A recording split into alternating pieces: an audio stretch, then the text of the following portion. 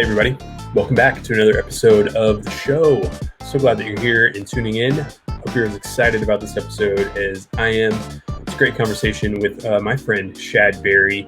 He is an entrepreneur, a executive director of a few nonprofits in his life, a high-level VP for sales in his family's business growing up. He's a husband, father, fly fisherman, all-around great dude and a lifelong learner. And so I wanted to take some time, interview him, talk to him about what he's been up to during this whole Corona madness, talk about anything from fitness routines to socially connecting in a socially distancing world, and his advice for people transitioning out of high school into college, out of college into high school, or maybe you've lost your job. And we just talk about what he's up to, what he's doing, and so much more in between. Hope you enjoyed this episode, and here we go. Dude, it is so good to see you, man. So good to see you as well. You're still rocking the beard, growing the hair out. Everything, lots of hair, lots of Corona hair. I love it, man. Are you guys still in like a lockdown, or are you guys opened up there? No, so our offices for the Kardia offices are open for therapists and coaches and clients. But some clients are still choosing to go remote, and some counselors are still coming to the office to do teletherapy. So just kind of a combination. Okay. With whatever people are comfortable with. Yeah. Is I guess the city's kind of in like a phase 1.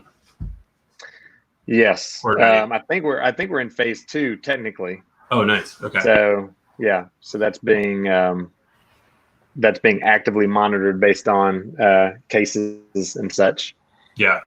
We're looking at, I think, phase 2 here in DC. I think the ban or the stay-at-home order technically lifts tomorrow, but I don't think phase 1 will start till next week or June 1st. So I don't know that for sure. I'm not keeping up on it. Not gonna lie. Just kind of doing my thing. Yeah, exactly. It's after it comes to a point where you can't keep up with all of it, and you just kind of have to, take it in stride and get back to business and do your work. Yeah. Yeah. For sure. Well, I'm glad that you decided to jump on with me today. I kind of wouldn't have missed it for the world. Missed interviewing folks and learning and growing from people. So one of my friends, Nick, and my buddy Damon, we did one weekend or so ago about our trip to Vietnam. And then, oh wow, that was awesome. I saw the email about you transitioning out of downline into something new, and I was like, first, I was honestly pretty excited because a little selfishly, because I've always admired your career and like decisions you've made and stuff. And I was like, oh, this is an opportunity that, not to call you old, but you're like, 10 years above me or so. I am old. You're not old, dude. To see you transition careers and how you kind of like made those decisions. So I was like, let's get Shad back on the show. But I'm curious how the Corona stuff's been going for you, the COVID, like the shutdown, the stay at home, like, for a lot of people and people I've talked to, it's just kind of been, creatively up and down, good days, bad days. What's kind of your story with it? Personally speaking? Yeah, sure. Like for me, yeah. Just your interaction, your. Mm-hmm. Yeah. So I would say initially I was really nervous about how it was going to impact my businesses, Kardia specifically being a counseling and coaching practice. Really concerned that, especially with the social distancing and the quarantine, that people weren't going to be as interested in doing work online and doing teletherapy. And so there's concern about that. Personally, like I really felt like it was really good, but very beneficial, like emotionally and spiritually and relationally, because it really forced me to stop. I can be way too overscheduled and way too overactive and overly productive and try to be overly productive. And so I really felt like it created a space for me to slow down and be with family and be, just be together. And so there was like this, it was kind of like this, like a big inhale of, fresh air. And then all the SBA trying to like all the Paycheck Protection Program and the EIDL and understanding all those relief packages. Then we kind of got into full, feel like for a month it was trying to figure out that stuff and how it impacted the organizations that I was a part of. And so anyway, so I think all in all, I've been grateful for it.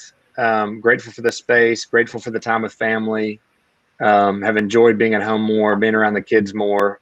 And also I think missing structure, missing the framework to, have different spaces to do work. So that's been the challenge of now figuring out what do I want it to look like, this new schedule to look like going forward. So yeah, but you mentioned gratitude for like the extra time and stuff. Did it take you a minute to like appreciate it from the beginning, or were you kind of like, oh, this is great, like I now have this extra time to be with my family and kind of make some decisions that I wouldn't be otherwise able to schedule in?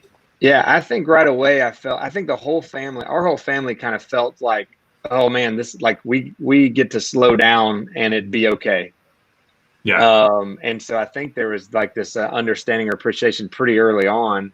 And we had started, like, this is maybe off, you can direct me if this gets into the territory you not want to cover, but like we had started trying to practice a Sabbath, like just a day of rest as a normal. Yeah. So we would take one day a week, and we were really starting to, just without screens as a family. So like we were, and I know that sounds surprisingly, our family, the kids were a little bit more receptive to it at this stage. They're 18, 16, 14, and 12. So what I think we saw in them is like they were even feeling, and we're a pretty active family. They're involved in sports, they're involved in extracurricular activities. We're active parents. We're kind of on the go.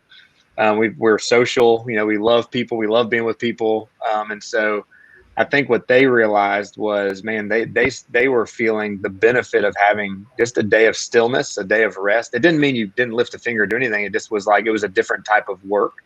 What do you guys do? Well, we'll read books, we'll watch movies, we'll take walks, we'll make food, we'll do like it's just a time. Do what? You just wouldn't schedule anything. Yeah, you just wouldn't. We wouldn't schedule anything like I would just set aside anything that was related to normal everyday work.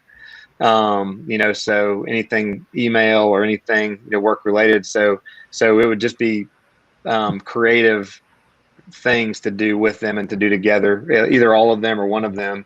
And we'd sleep, we'd take naps. I mean, it was just kind of like just go with the flow and have a day that was not programmed.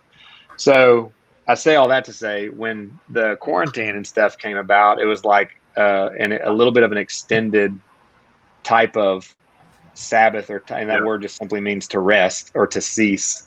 So yeah, there was like I think there's really been some sweet fruit from it. Yeah, that's good, man. That's really good to hear. I know it's been up and down for sure for a lot of people. Mm-hmm. Health has been a huge topic. Rightfully so, and suicide rates are up, and it's crazy. I mean, the whole world changed. I remember the weekend I was fly fishing in Wyoming, and with my brother and his doctor friends, and we all got in the car on the way home to kind of disperse to different parts of the country, and we were like, man, this is weird because all the stores are shut down. Like we don't know, what's happening really, and we've kind of been out in the middle of nowhere. And get back and like schedules change, businesses are closing. I remember my gym was, I think that weekend, like, all right, we're limiting classes. And then like the very next day or that afternoon, they said, oh, we're shutting down completely. Yeah. So it's just like it'll be just like something I always remember, with that weekend for forever. And then just, the ups and downs have been really strange with extra time. I'm not used to extra time. I'm used to go, kind of like you. Right. It's like now I have, an afternoon to decide what to do. Right. And the normal things that, you would probably do, you can't go do. And so that's kind of what's different. It seems like when with the extra time, and working from home, it seems like a lot of people really want that or appreciate it. But normally you can go out and like do things or go to a store or go shop and it not be a weird environment. So, Right. And everywhere in the country is different. It sounds like DC Yep. is kind of a little bit slower, getting things open. Are you like for everything opening, or like I'm curious what you think about like everything, what's going to be like, Yeah. people getting back to you. I really think I don't have strong opinions on it. I do think it's going to be very much regionally, very much almost county to county, city to city, state to state, because there's just there are so many different hot spots. So I do think they're going to have to, the leadership is going to have to make decisions based on their communities, and hopefully there's enough collaboration and cooperation. So I think for Memphis, where it's not widespread and there's some pockets, taking all that data into consideration, which I have not studied. I know that there's, but I do know that so being able to take that into consideration and then monitor it. Yeah. And then just trying to be more responsible, especially until we have some kind of treatment or vaccine. So I'm all in favor of that, of steadily and strategically and responsibly reopening where we can. And so I think from what I'm observing in my little small corner of the universe, the businesses everybody's being responsible. I went to dinner a couple of times, which was a weird experience, like going to dinner for the first time. And they've got dude, I haven't done that. Yeah. Oh man, it was, so the tables are spread apart. There's like hand sanitizing stations all throughout the restaurant. Wow. The waiter and waitresses have gloves. So you're like, am I here for a doctor's appointment or am I getting a steak? I'm not really sure. So like if you tell me to call for anything, I'm going to be concerned. Did they have you do a check before you ate or before you went in? No, they did not. In the two places where I ate, that did not happen. But we were spread apart. It was funny because when we were eating, there was two other couples that came in that we knew, and they came and said hi and were standing by our table, and they quickly came, and management quickly came and broke that up. Like, hey, can y'all go to your seats? And like, oh yeah, sorry. Like, it's just so. That's gonna be tough in Memphis, particularly because everyone's a degree apart, and it's so easy to, particularly for you, probably like spend most of your life like not see somebody you don't that when you go out. Well, and then when you see people when you're out, you're like, hey, what greeting are you comfortable with? Yeah, can I hug you?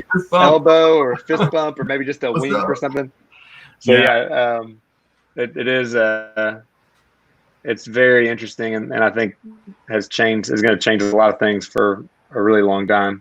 Yeah, I know there's a lot of businesses that need to open, but I definitely agree with trying to do that, as socially responsible or as protective as possible of other people and not getting it spread again. But I'm curious, you're like, we both kind of share the fitness love for fitness, CrossFit. You do Iron Tribe. I'm assuming you still do Iron Tribe, right? Yeah. What's that been like for you during this time, like getting your your fitness on? That when you were talking about when you were talking about your gym, I was thinking that was the worst part for me. So I thought Iron Tribe, they're based out of Birmingham and I think primarily in the Southeast. It's a high impact interval training model. And normally, so, they have classes and offer programming throughout the week. And so what they did, which I thought was really clever, is they allowed you to rent their equipment for free. So maybe other gyms did this. And so I was able to, similar style CrossFit gyms did. Yeah. Okay. So I was able to bring home like a kettlebell and a barbell. I had a barbell and I got some plates, and then it was a good time to like beef up my own home gym. So I got like a medicine ball and I hung up a body bag and I got, a bunch of the resistance bands and stuff.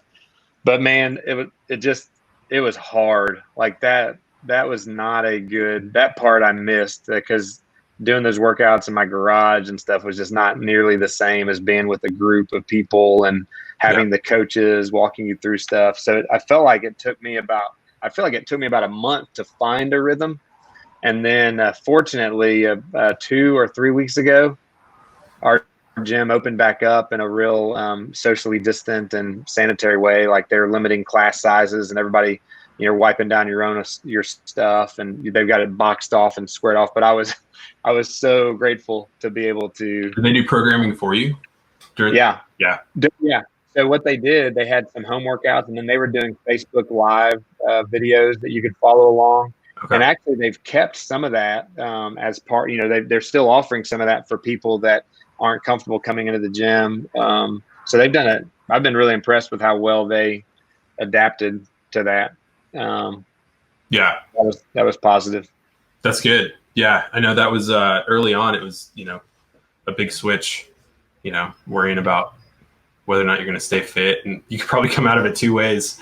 Really out of shape, or with more motivation to get back in the gym and a little bit in shape. Do you feel like you hit your goals, or maintained your strength and conditioning, or do you? Hard to say. Now here's what's interesting. So two things. One, I had a shoulder injury going into quarantine that I probably was not I was not tending to or taking care of.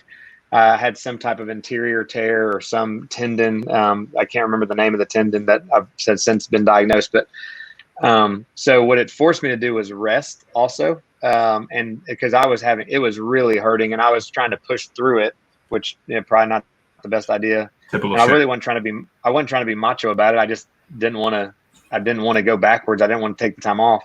Yeah. So which was dumb. So what quarantine did is I quit doing pull-ups, I quit doing push-ups, and quit doing bench press, and it feels 1,000% better. So so that was probably a silver lining for me. And then I did do the Murph for the first time on Monday. I was going to ask you how without the vest. That's all right. It was really good. The first time I did it, I only did half without the vest and got my ass kicked. I am still sore all over. Like do what? You did it on Monday, Memorial Day? Yes. So I did on Monday with our class, and I was really, I remember, you and I worked with John Sarver back in the day. And I remember I texted him, and because I said, I remember the first time he told me about that workout. I was like, that's a great idea. And I love what it represents. And that's the dumbest thing I've ever heard. And so the volume of work. Yes. Yeah. Just how much volume, like and the idea of, running after doing all of that just seemed incomprehensible. But yeah, and then to add a vest. So like my goal next year would be to maybe do a 10-pound vest or something. Have you worn a vest before running or doing pull-ups? Never. You should test it. You probably surprise yourself. The push-ups would be a surprise. It would be a shock with the vest, because you have about an inch of cushion in between the ground, so you don't go down quite far. But I mean, it's still that matters over the course of 200 push-ups. 200 push-ups. So Murph, for people who don't know, 1 mile run, 100 pull-ups, 200 push-ups, 300 air squats, 1 mile run, and then water or beer. And the way that it's prescribed is to do it with a 20-pound weight vest on. Exactly. Yeah. I did it this year by myself, and that was hard. That would be hard. I was really looking forward to it, because it's been one of those workouts that I started CrossFit in Memphis at the Box. Some friends, the Box Memphis, invited me to come join the gym, and one of my buddies, Milos, was a Marine, and I remember that workout. He read the letter George W. Bush wrote about Michael Murphy before the WOD. It was like this community event that took place, and I was photographing and filming a little bit at the event, but was going to do half of it afterwards because I just started CrossFit. And I just remember it being like, I'd ran a marathon, done that kind of stuff before, but like accomplishing, I probably couldn't even do 5 pull-ups in a row, but like partitioning things made it a whole lot easier. But it was just one of those workouts where it was more of a mental game than it was like a physical pain. Like your legs are shaking, your arms are hurting, your biceps are hurting because of the pull-ups, but it's like everything about it is just like, keep going, Don't give up, don't stop, pause for a second, sure, shake your legs, but like keep going. And that's what I love about the Hero WODs. And so I was really looking forward to it this year. And I say this year, and I'm like, I'll probably do it again sooner than later. just because I love it so much. Yeah. All those hero wads, just because it's for me, like I love trying to get stronger, love trying to like look better, but for me, the CrossFit is also like, or that style of workout is about the mental game, Mm-hmm. which has kind of been like the struggle with this whole, and I hate to, keep talking about Corona or COVID, whatever, but like, or the shutdown, but it's like any like major unexpected change kind of evokes the same kind of feeling.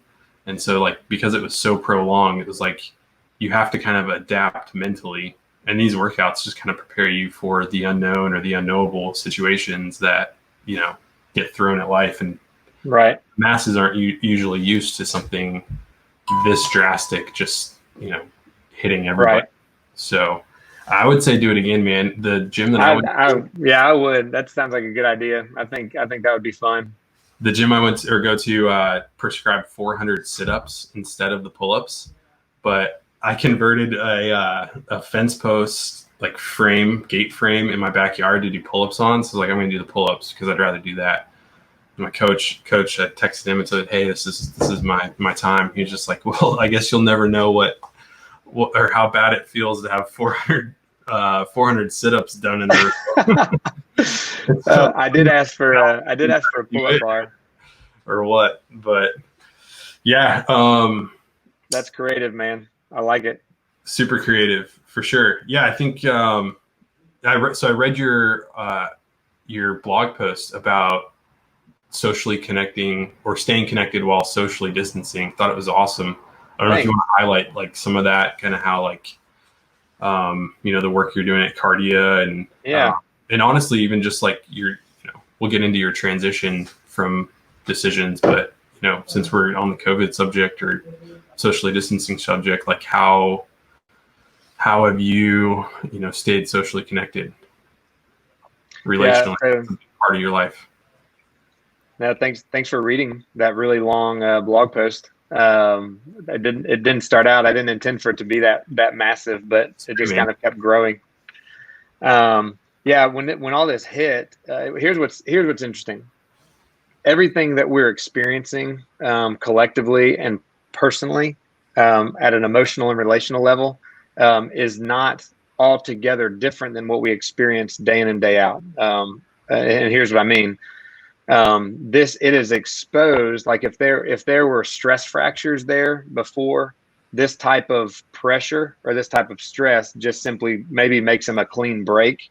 So if I live with a underlying anxiety or some level of baseline anxiety before, or some level of disconnectedness or some level of loneliness before all of this hit, well, this just amplified it. And so or if I was using other substances or work or materialism or anything or food, if I were using those things to cope before with those stress fractures or with those pain points, well, now in the face of a pandemic where things feel even more uncertain and even scarier, then I potentially leaned into those substances and those behaviors more. And so that creates this cycle, just what we would call the well-worn path. It's not a new path for any of us. We've all walked it, where we engage in behaviors or activities that we know don't give us what we really want, but they provide some form of relief. And then we feel the resulting shame. I've done it. I mean, it's just because you're aware of it doesn't mean you're immune to it. It just means, how badly do I beat myself up for it? Or how do I re-engage and take responsibility for what's true and get the help that I need? Just like my shoulder, I ignored it. It got worse. And then I finally, something intervened, and then I finally asked for help. And now I'm seeing a physical therapist, and I have opportunity to heal, and I have hope. Like there's a hope that I'll heal, and I might not have pain someplace where I've had pain for a really long time. So all that to say, our needs, like what you and I need as human beings, hasn't changed. We still need connection with each other. My relationship with you is a connection I crave, even though we don't get to see each other often. But when I connect with you, whether it's over an Instagram post or a direct message or a text message, or if I get to come to DC and see you, like we did recently, you and I are made for that. And so, so keeping the relational connection of the willingness, and here's what it takes, is the willingness to reach out to another human being that matters to you and say, hey, I miss you. And I don't know, I'm like, this may sound weird to people listening, but like, I know that you and I have told each other on multiple occasions. I think correct me if I'm wrong, but I feel like I've said, hey, I miss you. Like, yeah, I missed you. I have missed you. I missed you. I love you. I have no shame. Yeah. So here's the thing. Like, that is an emotional and relational maturity. Because most bros, most dudes are gonna be like, we're gonna express our our loneliness by saying, hey, where you been, butthead? How come you never call me back? Kind of push on each other instead of just saying, dude, I miss you. I wish I could see you more often. So we're made for that connection. We're made to, that's the fuel of human life. That's a fuel of like living fully. And so but it takes a lot of willingness and a lot of courage to be able to admit that. So part of what we said for people during quarantine, well, I encouraged everybody to find one person, to use the buddy system, find one person that you would talk to every day and simply talk about what it's like for you to be in this experience, to just say, man, I'm sad today. I'm scared today. I'm enjoying today. Like, I really had a great meal with my family. I was surprised by this today. I celebrated this today. And honestly, like, I need that even outside of Corona, even outside of pandemic, because there was a loneliness pandemic before there was ever a, Corona or COVID-19 pandemic. So those are some. I think the physical exercise, like the way your body's made, and feel free to interrupt me because I could just drone on about this all the time. But like the way your body's. I was actually going to say with the socially connected thing that you were just mentioning, I think it'll be really interesting. You mentioned like the loneliness factor and how like I thought it was interesting that the kind of the trend we've seen has been. People, craving the outdoors and nature, the more that we're connected more online and less connected individually. Before we were disconnected socially, and now we crave like being more connected, and we're using the online tool in order to like connect with people because we can't necessarily do it socially.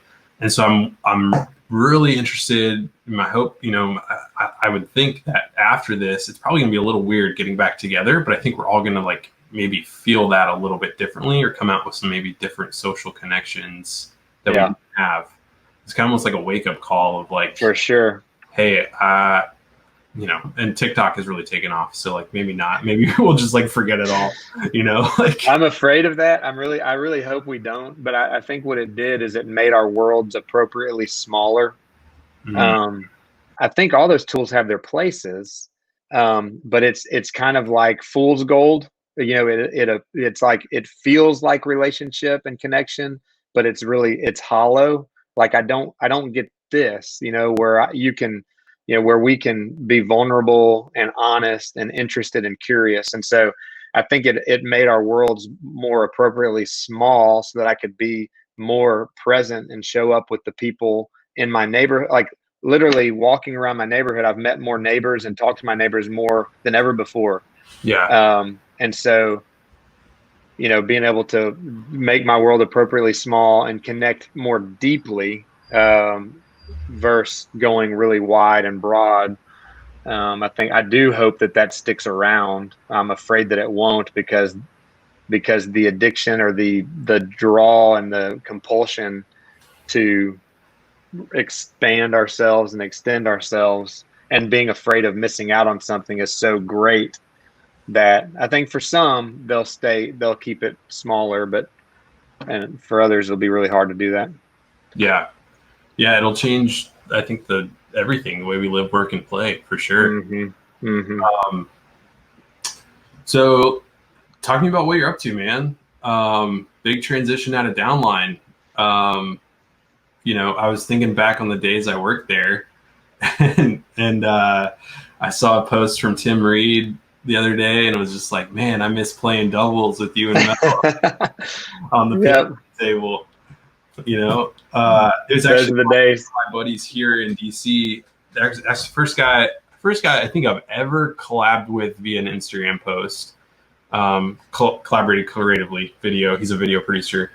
Um, and the first person I really met here, Paul King, actually went to college with Tim, and like they know each other. And so it was really interesting that I met somebody that quickly and how small the world kind of became that fast. But it makes me reminisce on good times in the downline office for sure. Yep. But, Yep. We had some fun. were you at? We did some good work and had some fun. Yeah, for sure. There was some work. Definitely, it was a good time for me. It kind of launched my photography interests and content producing interests while I was there, and so there's a lot of roots with the relationships that I had there. Fly fishing meetings with you. You were just like, you were gonna have a meeting. Bring your fly fishing gear. that was awesome. For we sure. got some good fish that day too on the mayflies. Yeah, we went to the Little Red, right? I think. Well, one that I'm remembering, we were at the North Fork in North Central Arkansas with Chris Keir and headed over there between locations. That day. Yeah, that was a fun day. Yeah, I always love going fly fishing, but usually the people I go with are better at it than I am. Like see the fish and like put the flies on, but like depth and like types of food, it's like, man, I got so much to learn. My brother and his friends are like that. You and Chris are like that. I'm still learning. I feel the same way, but I love all it has to teach, not only about fishing but also about life. Yeah. You were using some antique rod and reel or something that day. Yeah, so that thing actually was stolen out of my. Before I moved to Memphis, everything was stolen out of my storage unit. I had everything packed up, all like my bike, all my camping gear, like everything, dude. And yeah, so it's gone. That's horrible. I don't have any gear. All my Patagonia fly fishing gear is gone. Oh my gosh! Like love that stuff. But yeah, that was a rod that my dad bought me like early 90s. I think I was like 5 or 6. LL Bean rod. I'm so sad that you lost that. That's awful. Yeah, it was terrible. I think there's another one floating around. My dad bought 2, one for me, one for my brother. Pretty sure he still has it somewhere. So they're not all gone, but you know, this is a 20-year-old rod almost. Yeah, no, 16-year-old rod. But sorry, dude. Yeah, you know, so you know, I'll reinvest one day. There's just out here in DC, I would just sit in my house. You know, I wouldn't be able to get out and go. It's 2+ hours plus the fishing here. Like no fish in the mall there. No, reflection pool. There might. Yeah.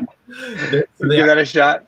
I went into the Orvis shop here. They fish striper out of the Potomac because it's a tidewater, so you can actually fly fish out of the Potomac in different parts. It's probably that to the list.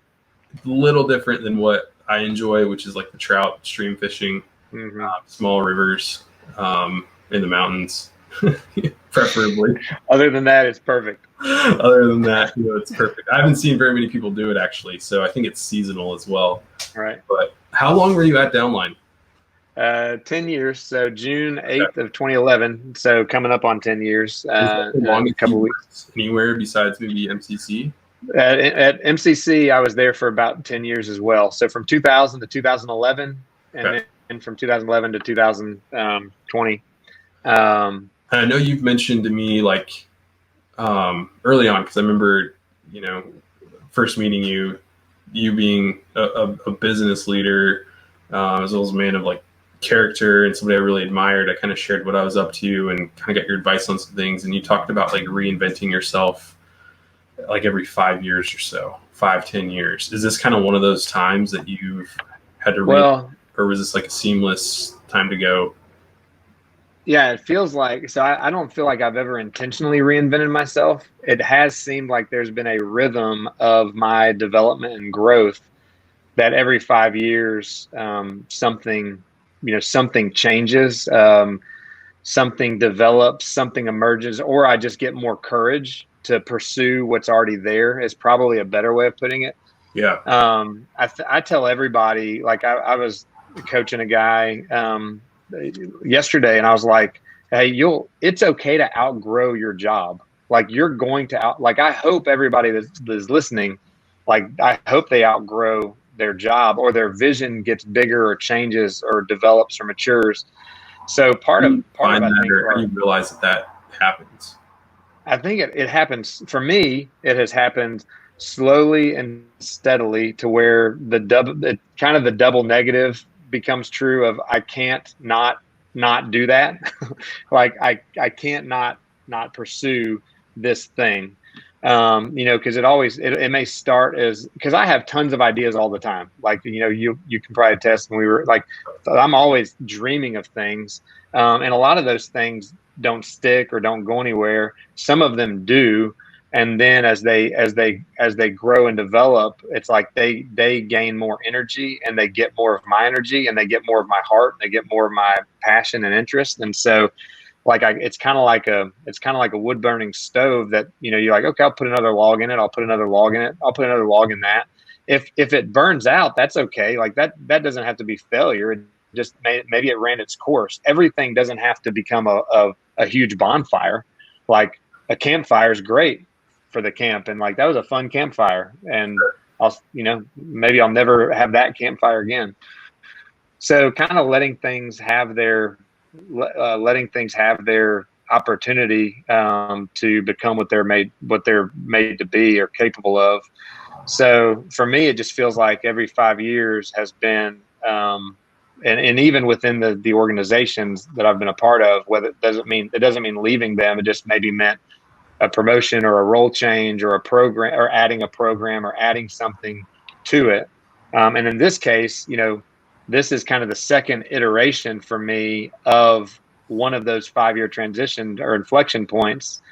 So in 2014 is when Kardia Collective was founded, while I was working at Downline.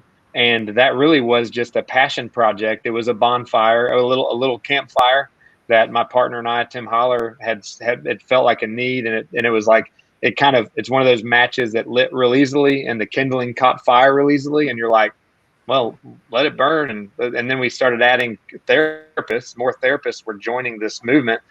And so fast forward now, 6 years later, and it's just, the fires just kept growing with I wouldn't say minimal effort. I would just say it hasn't required, like, you just throw a log on there every now and then, and it just keeps providing warmth that keeps attracting more people to it.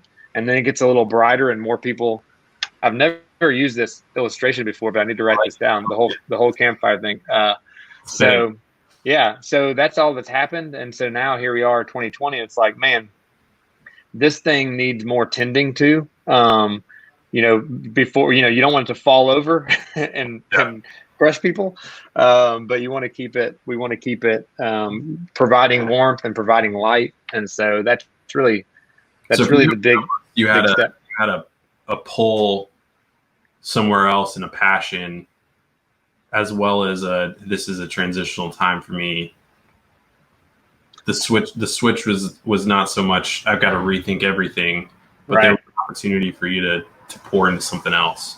Yeah, I'm grateful that there was that I'm not leaving one thing and trying to figure out what's next. But it was very much it seemed as if and there's a lot of pain involved in that, because I'm admitting that it's time to set one thing down that I love. Like, I love what I was doing at Downline, love the people that I was working with at Downline, love the mission at Downline.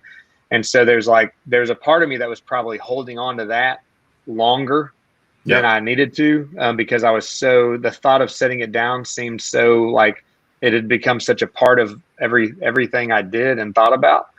To the pain of that you were kind of on the fence of like timing and that tension of, this is what I'm going to do. But there's this, you mentioned pain or like fear or just like, this holdback of like, all right, is this the right time? Questioning everything. Yeah. Like, is there a moment where you just really felt like this is the time? Well, sometimes you have sometimes you're able to make those decisions, and sometimes you don't have that power. So Yeah. Corona really expedited it. The original plan was for me to work through the end of 2020 and help with the transition. But when all of this hit, it raised a lot of question marks for, my goal was to leave. My goal was to leave that organization and entity, to help them land that plane safely.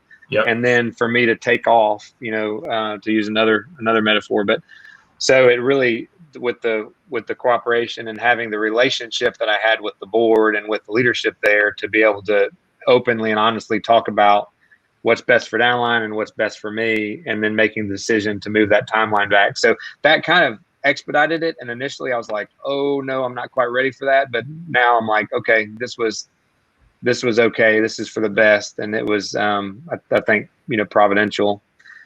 So. Nice. Yeah. I know I was excited about it because of, what I mentioned earlier with you transitioning to something new. What were kind of some of the considerations? I know you were kind of propelled more quickly in making the decision because of outlying circumstances, but were there any specific considerations that you, or even you and your family, kind of took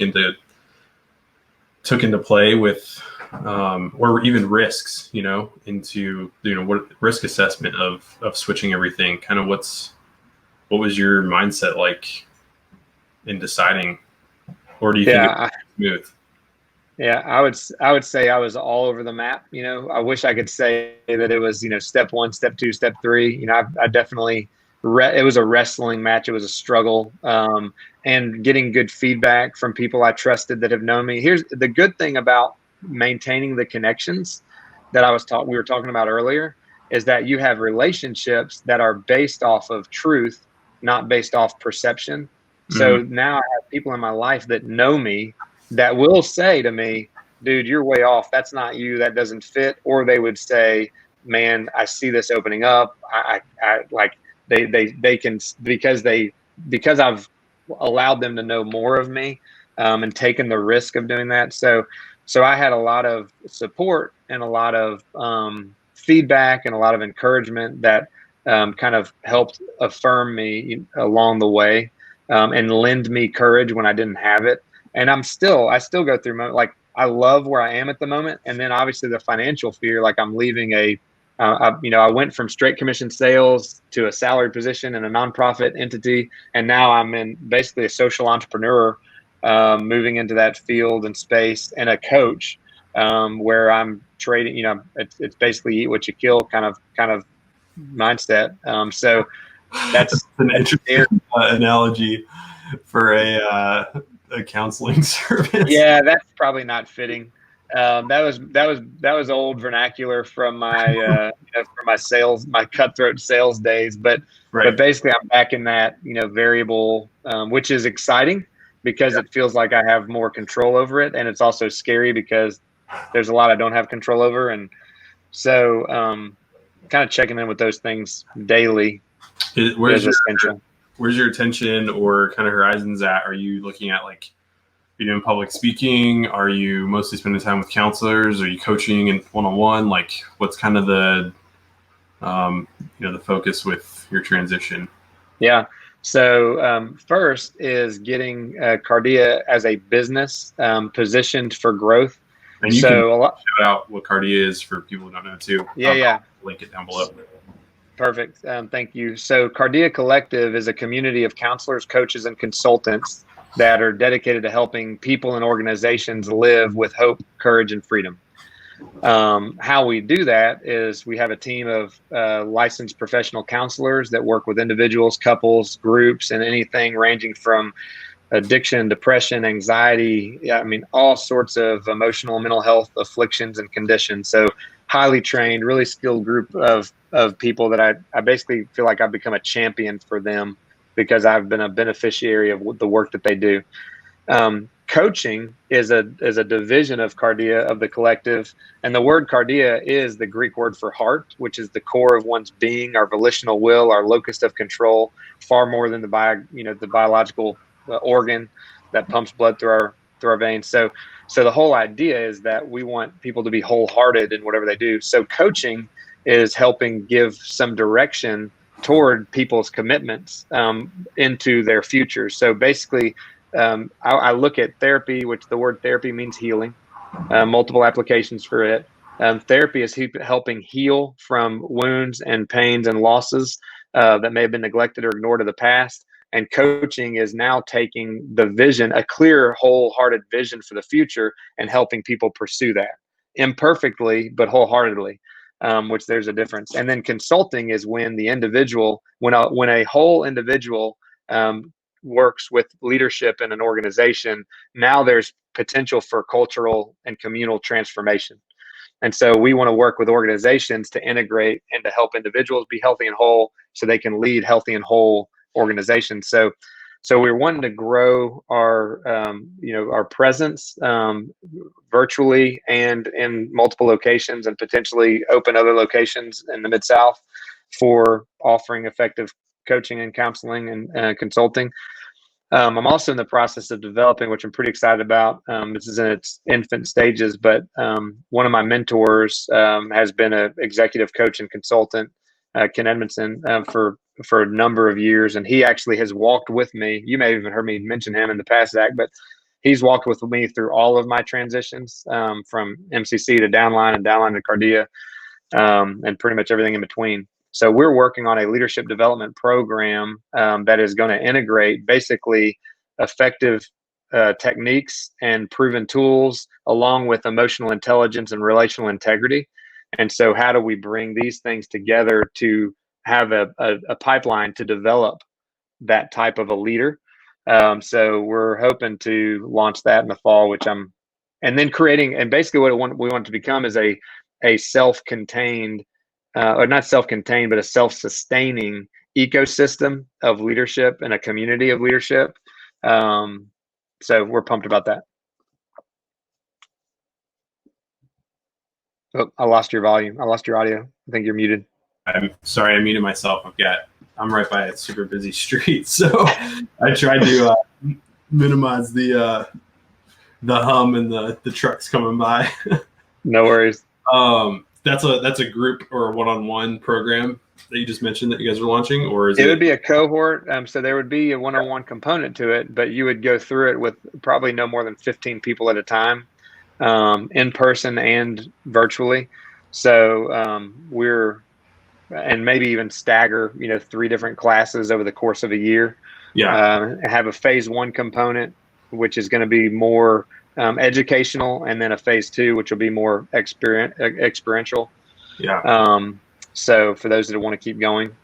What would your advice be? There's a lot of people now who are considering a transition career-wise, been forced out of a transition career-wise, wanting a career switch, don't know how to do it, don't know when the right timing is. What is kind of your advice for, people college age, people your age, people my age? Maybe those things are different, but kind of what's your advice to somebody with a career switch?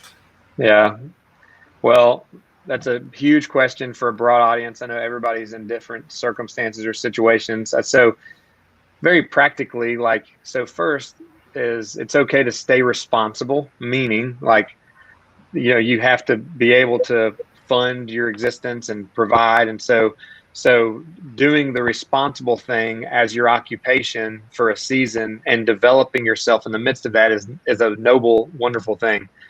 And at the same time, if there's this kind of discontent in you that says, man, I'm hungry for more, my encouragement is to continue to lean into that, to talk about, to write about, to explore, and to be very curious about that.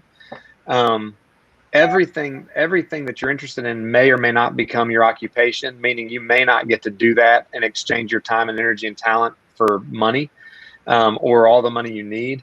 And every part of you that you're interested in deserves a space to breathe and to be developed.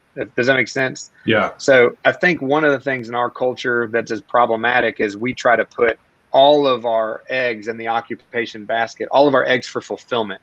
Like, I need this occupation to fulfill everything, just like you're doing now. Like, this podcast that you're doing is not how you're funding your existence. It could become that, but it's something in you that you can't not do. Like, you did it, you set it aside, and you're like, I got to do this again. And so giving yourself space, and that's happened, so many times for me. So I think I would argue that probably the biggest inhibitor, the biggest boundary, the biggest roadblock, the biggest obstacle that keeps any of us from becoming, quote unquote, who we were made to be, is people pleasing or codependence. Comparison. So, well, my need for you to be okay with me and to approve who I am and what I do is a huge inhibitor, because I become who I think other people need me to be, instead of growing into the tree, it's like an oak tree trying to be a cherry tree. It's like, you're an oak tree, man, go be an oak tree. That is not and I don't mean that as an anarchist type, like, be who you want to be, don't let anybody tell you otherwise. Like, no, you just have to be who you are. Like, it's not in a rebellious, like, no one can tell me what to do. It's like just paying attention to what you pay attention to. Is a way I've heard somebody say it. So it almost has the same connotations of self-care, like, isn't it being considered selfish to take care of yourself, looking after number one, and I think there's this, at least in my perspective and experience, there's always been this, looking after number one is more about you gaining advantage over other people, or taking advantage of other people, looking out for yourself, not really like being part of the community, or if you are, it's in a skeptical type way. But versus like taking care of yourself is really like getting to know how you respond emotionally to things, what you're feeling, and being self-aware, and then also like the physical aspect, the mental aspect, just being in a good place so you can kind of be the best version or person that you can be where you are. Those are all kind of lifelong pursuits, but kind of seems like those have some similarities. I think so. I think being connection goes both ways. It's a connection outside with others, but also a connection. It's connection versus being enmeshed, where I don't know where you start and I stop. Like, I can be connected to you, but I don't have to become you or like you or conform to you for you to love and care about me or for me to matter to you. And so I think a lot of the work we do is helping people unravel some of those unhealthy attachments, so that they can then, with clear eyes and clear hearts, pursue what they really care about. And what we would say is uncover their anger. Anger being the vision in you that has a vision for a future that you can't stop thinking about or can't stop pursuing, and even being willing to sacrifice for, or to take risk for. You have I think a kid going into college, is that right? What are you doing to me right now? I'm setting you up. You trying to make me cry, Zach? You make people cry on your show? Kind of the last one with broad strokes is, advice for college students, or kids going into college, or having the choice of, do I go to college or not? Kind of advice career-wise in making those decisions, and kind of stemming along like what you talked about with comparison. It's like, I've heard, and I don't know who all listens to this or is going to listen to it or whatever, but comparison's big in high school. Kind of what you were talking about, and finding your lane, your strengths, knowing yourself, can be daunting when you're comparing or being compared to other people all the time, particularly with social media. But I don't think that game really stops into later in life. I personally still deal with comparison to people I admire, people I want to be with, and then also kind of knowing myself. And it's like, I can still care about the person, but not compare myself to that person. You know what I mean? And given maybe some of the struggles of a 18, 19-year-old going into next phase of life, for 21, 22-year-old stepping out into this uncertain world of occupation. I know you live, through 2008, probably, I think you were at MCC then, what's kind of some advice you would give to somebody career-wise or next phase of life-wise at that age? Yeah. Or what's the advice you give your daughter if you want to? That's basically what I would say. It's funny. I'm actually doing their high school commencement speech. Yes, I'm in the middle of trying to write that. So Okay. it's really daunting. And it is easier for me to respond with what I am telling my daughters specifically right now, because I have an 18-year-old and a 16-year-old. One's going off to college, UT Chattanooga next in the fall, Lord willing. And then the second one is going to be a senior. So we're having this, and they're two very different people. And what I would say for high school seniors and beyond, and high school seniors and college students, I don't know how to best articulate it other than to lean into the things that I was just describing, the things you pay attention to, the things you care about. Lean into those things as early and as often as you possibly can.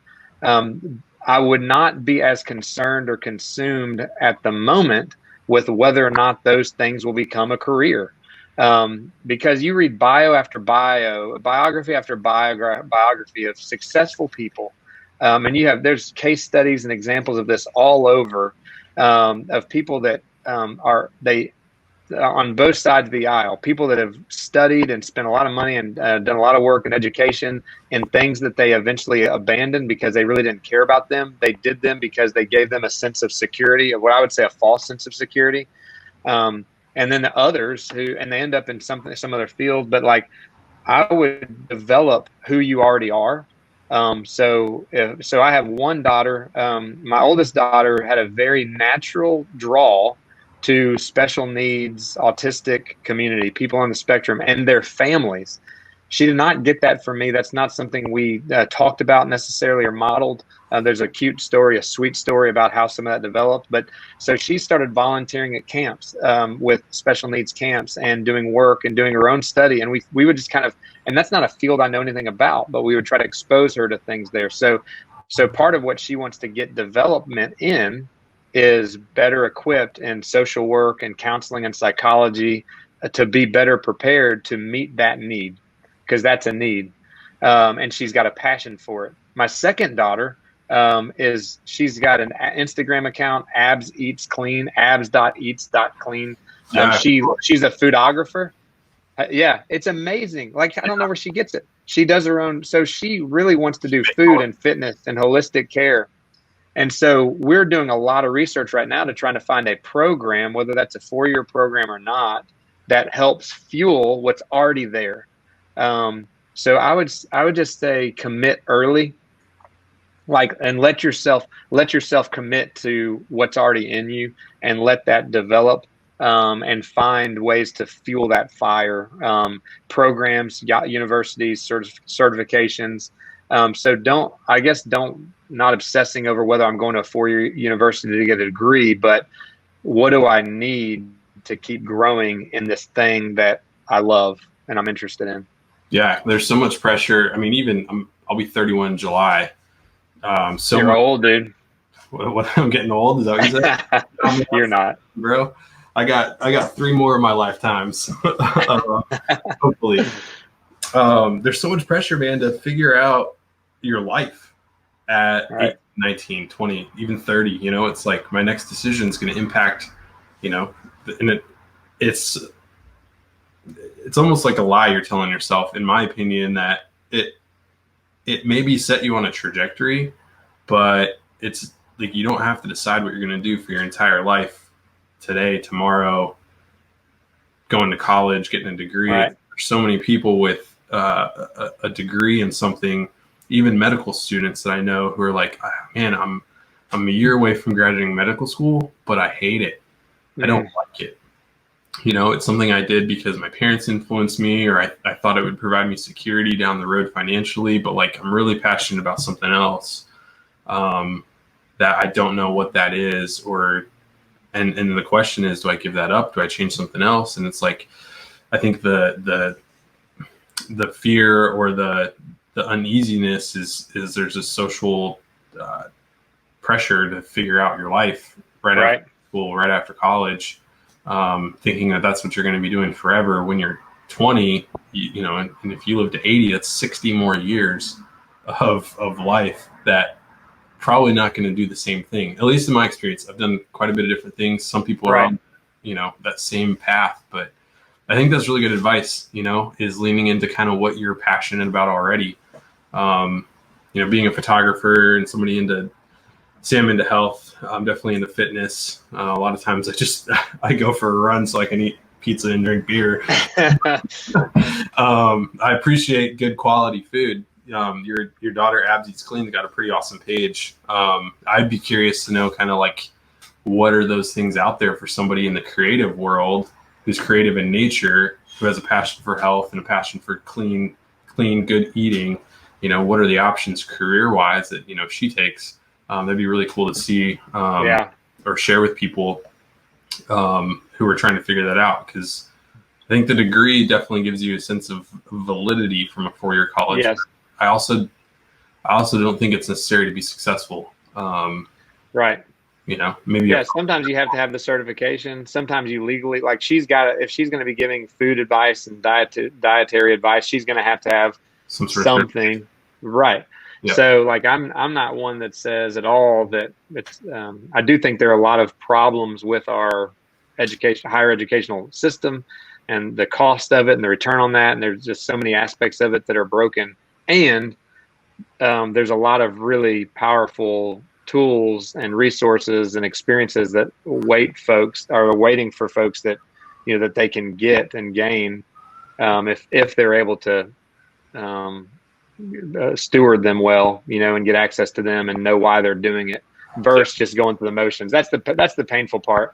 A lot of people, you're just going through the motions, and that's what I did. Like, college was what was next, and that's what you had to do. And we all want to matter and belong, right? So we all want to know that we matter. We all want to know that we belong. And so having a degree is one of those check marks often that makes us feel like we've done something and that we matter and belong, but it's not the ultimate thing. It hopefully serves a more ultimate thing. If you were to redo college again, what would you do? Or do you not even think about Pay attention? Like, you know, somebody, I don't know who said it. If you were, and I hate to, you know, hypothesize here, but, you know, in today's age, if you're 20 living in this world, what would you do? In today's world, I would still probably study business. I would definitely, I would potentially do more psychology. Yeah. In the realm of psychology, and some more in entrepreneurship. You know, I think some of those things were available somewhat. I mean, that looks different today than it did then. Sure. But I would love more. You know, and I really would need some finance and accounting. You know, potentially some not a mastery level by any stretch, but, you know, probably a little better foundation to work with. So those would be things that I'd be willing to. I'd also do a lot in history. Yeah. Like, I would really love to have gotten more interested in that as well. So.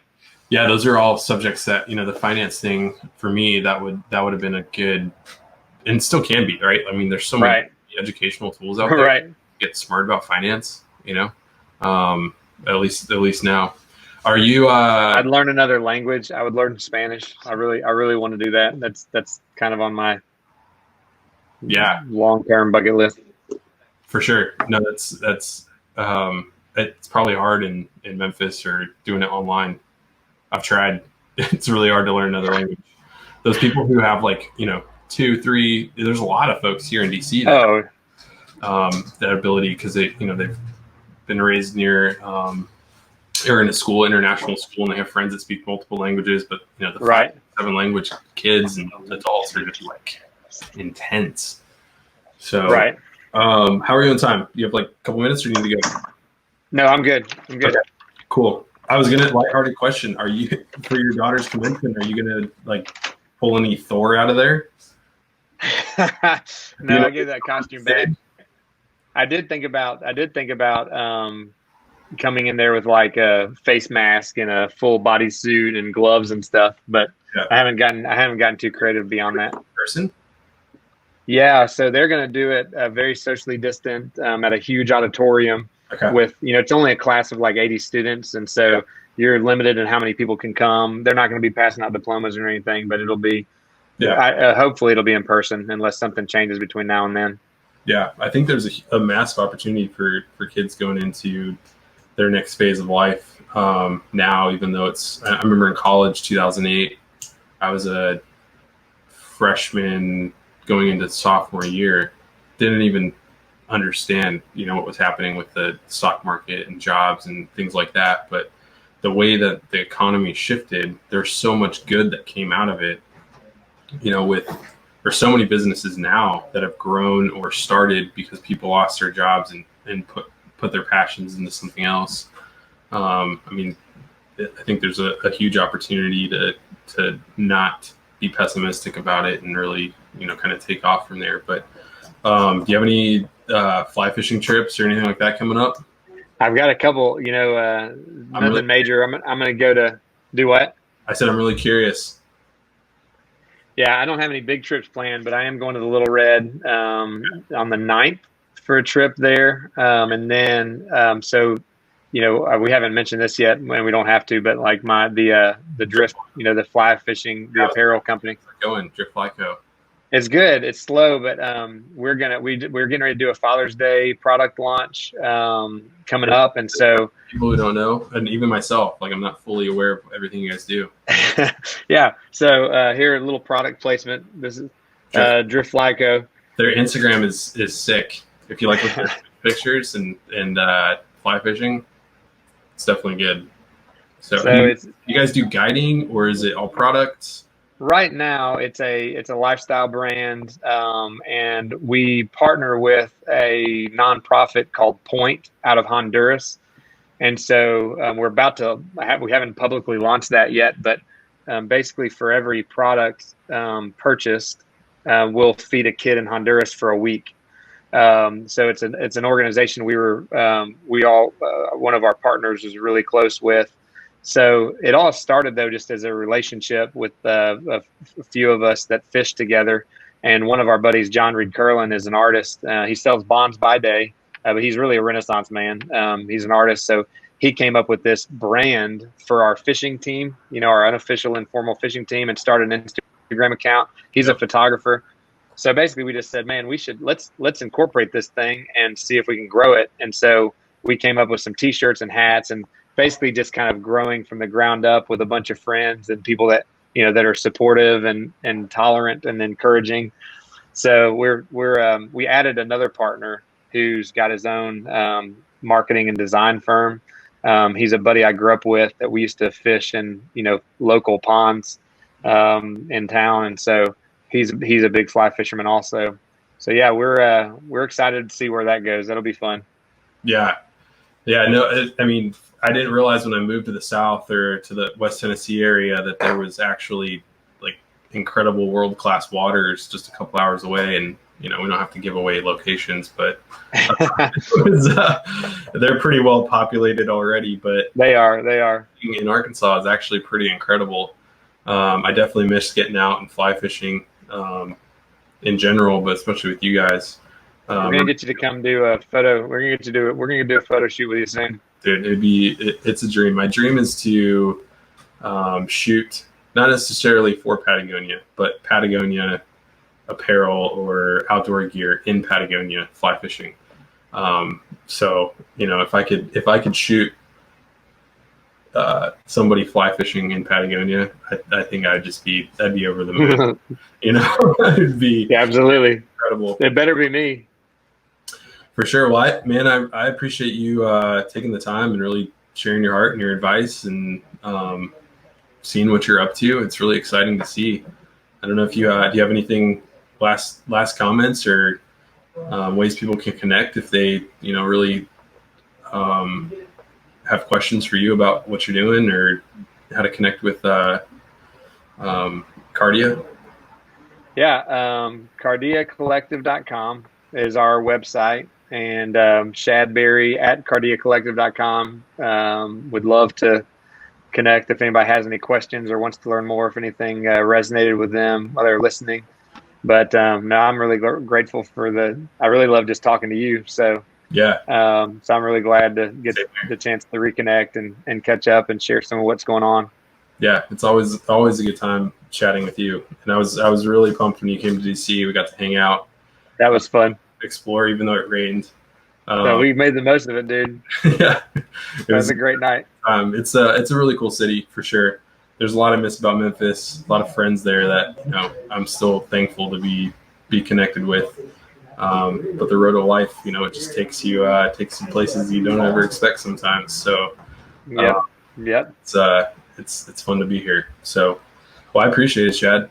Thanks for tuning in to another episode of the show. If you want to connect with me on social media, you can on Instagram at Pearson. All the links are below.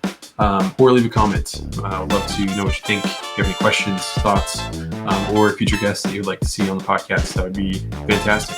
I'd love to hear from you and how you're doing during these crazy times. Until next time, I will catch you later.